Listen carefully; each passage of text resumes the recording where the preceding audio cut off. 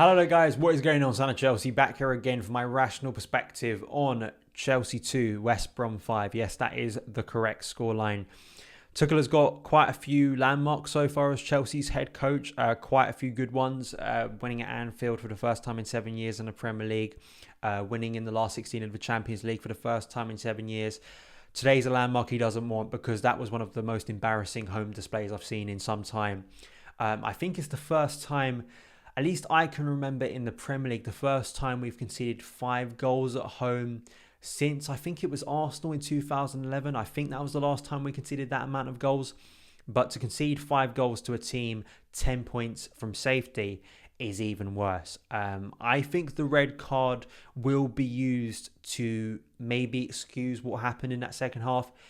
It shouldn't, because there was...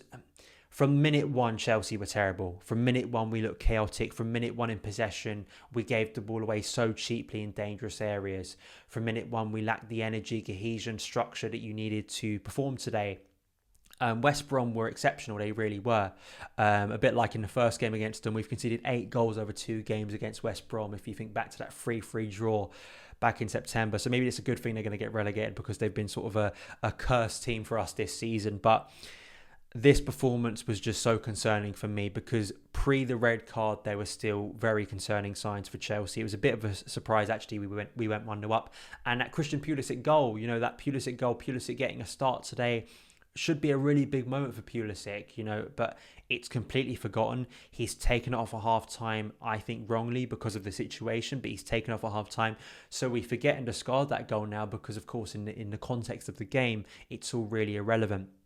The management of the game was diabolical. The ease at which West Brom played some wonderful football to score their goals, whether it was Pereira, who's their biggest attacking threat, who had a wonderful day. Robinson coming off the bench. Once again, he scored twice, I think, against us in August. He scored twice against us today as well. So he obviously loves scoring against Chelsea. In particular, that third goal, the fluidity of that West Brom third goal is the sort of goal you want Chelsea scoring, but we rarely score it. And I think that just what sort of pinpointed to me how bad this performance was. I think there's one area I want to look at today. And I think for me, this looks forward to the summer where Chelsea need to invest in central midfield. I've said it for weeks and weeks and weeks. And the more I hear about us needing a striker, I think we desperately need a central defensive midfielder. We don't have N'Golo Kante fit today.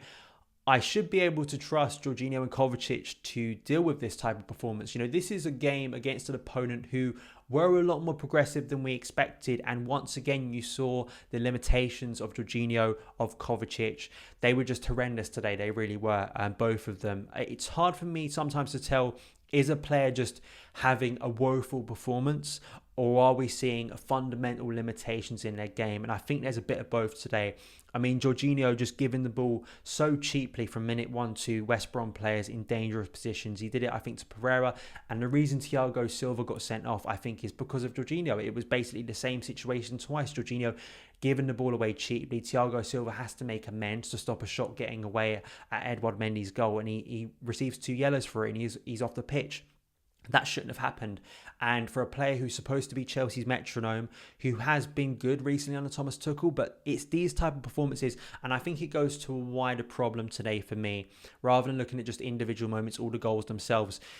I think Tuchel has done a lot of good things, as I said, in terms of those landmarks, but there still has been that concern. And I think today there were so many hallmarks to terrible days we've had at Chelsea in recent years. You think about the Bournemouth 4-0, the Bournemouth 3-0 at home, the Man City 6-0, ones you could pick up this season as well, last season too, the Sheffield United 3-0 away from home. Those type of performances where there are too many individuals still for me in this team where it just seems to capitulate when things go wrong. I mean, things have been going very right for Chelsea under Thomas Tuchel so far. But the moment we were faced with adversity, a situation where we really needed to dig in, maybe not against the best opposition, but an opposition who were on their game, and we needed to have maybe an element to our game that wasn't just about fluid football. It was about having that element of the game that people dismiss now, fight mentality. There are reasons why these terms that people seem to hate and discard now are so key. because you see it falls to pieces today. The shape, the structure, players like Kovacic, who I felt improved in the second half, but just players across the pitch you could pick out today who made silly areas. Structure went out the window today completely. And it's really concerning to me that even pre the red card, it just wasn't right. It wasn't right in many areas. And it's very hard to pick out positives. And that's going to be Thomas Tuchel for me. That's his biggest challenge for Chelsea. Because if Chelsea want to win the Premier League title next season or even seriously compete for it, these type of performances are simply not acceptable. And they've become a reoccurring theme at Chelsea for several years. As I say, I think you could, and hopefully this is an anomaly performance in Thomas Tuchel's early reign as Chelsea's head coach. That's what I hope. I hope this is just a day post the international break, 12:30 kickoff. West Brom have the game of their lives in attack and defensively. Chelsea just for some reason are not on it. And hopefully we can get a massive result and performance against Porto. But I don't think it'd be wrong of me to deny what I felt watching that game. It felt like I was watching games of this season early on when Lampard was here before he got sacked, and Sarri and Conte before him. And that's the concern. And I think the challenge that Tuchel really has, because I think certain players being exposed finally, I think, in terms of how cautious Chelsea have been, I think there could have been an argument in today's game where Chelsea fundamentally were chasing a goal in that second half. Did we need 3 centre-backs on the pitch, even though we were down to 10 men? I felt some of Tuchel's substitutions were just a bit confusing to me. In particular, the Christian Pulisic one. I don't think Timo Werner, who eventually set up the goal for Mason Mount, I felt... That's another thing I completely forgot as well. Tammy Abraham not even involved in his squad today. And because of the capitulation of the performance, because of how bad it was defensively, you're not always looking at offensively, but I don't think Timo Werner playing as the central striker today, not playing on the left wing today, I don't think did himself any favours. And I think once again it calls into question for me, if Tammy Abraham's not Chelsea standards, I mean, it's not like we've got a exceptional forward line currently that's banging in goals week in, week out, and you can trust to score bundles of goals. So that's a concern for me, that Tammy Abraham isn't even getting a look in currently under Thomas Tuchel. And I think it calls into question his future at the club, and sure as well Olivier Giroud's future at the club too. Both of those players could be leaving in the summer. And that's a bit concerning to me, because I think once again, offensively, we lack that edge. We lack that clinical edge that we have for a long time. And you know, a team that hasn't scored more than 3 goals under Thomas Tuchel, it really cost us today, when the other team, of course, is scoring more than 2 goals and scoring 5 goals in the end. It was just disastrous. It really was, how easy a team where West Brom, you watch West Brom recently, they look clueless in attack. A few weeks ago today, they got their pressing absolutely wonderfully. They pressed the midfield too. Chelsea did not have an idea of how to get round that. I felt that Marcos Alonso, who looked like a threat early on, but was exposed defensively, in particular for that second goal. I think, I don't just want to pinpoint certain individuals. I think I look at that midfield area because it's such a key area in modern football. And I think that Chelsea absolutely need to be prioritising someone new in that area. Because until we fix that area, I think you're going to see limitations to what Tuchel wants to do. I think he has to really limit himself. And also these type of performances where they get exposed, and Chelsea really paid a price. Mind-boggling, but I think we've seen elements of this before with Chelsea, and they need to rectify it. They need to respond very quickly. I guess with the current state of football and where Chelsea are, they're very lucky. They've got a quick game to rectify things.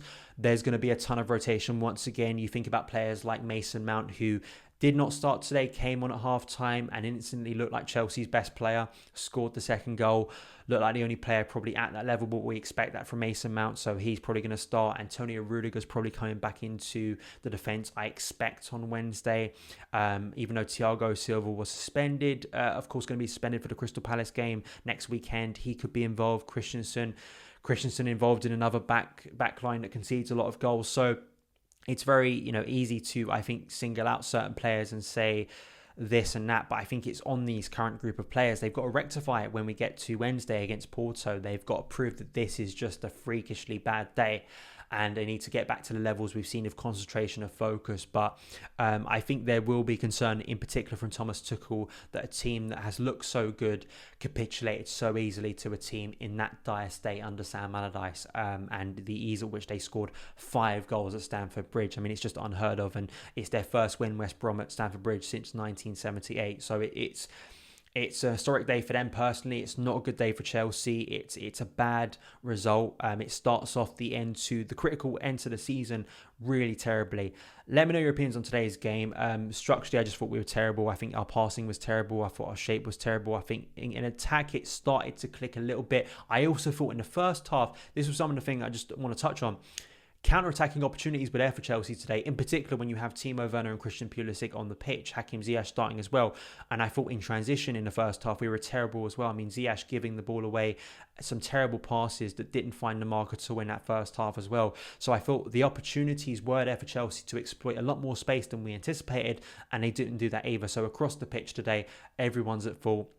Tuchel as well, I thought his substitutions maybe weren't as good. I know it's difficult when you lose a man being sent off, but those are my thoughts. Let me know yours in the comments below. As I say, try and rectify your Easter weekend from this point. Let me know your thoughts. Thank you guys for watching. Follow me on Twitter @SonChelsea. Subscribe, hit that notification bell, and I'll see you again.